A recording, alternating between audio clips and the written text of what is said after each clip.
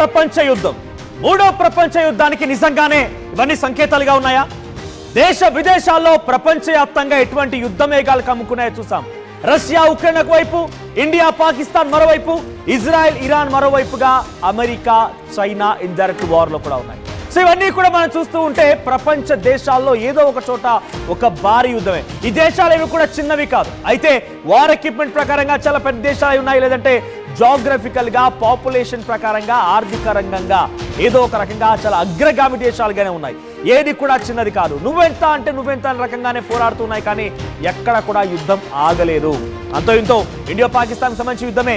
పాకిస్తాన్ మోకరిల్లిపోవడం వల్ల, పాకిస్తాన్ కాళ్ళ బేరం రావడంతో పాకిస్తాన్ యొక్క ప్లీజింగ్ ని ఆలోచించి సీజ్ ఫైర్ అండర్స్టాండింగ్ లో భాగంగా కొంత యుద్ధం అయితే ఆగిపోయి ఇండియా పాకిస్తాన్ మధ్య. కానీ ఇది నిర్విరాగంగా కొనసాగే యుద్ధం, ఎందుకంటే మన పిఓకేని మనం స్వాధీనపరచుకోవాలి కాబట్టి.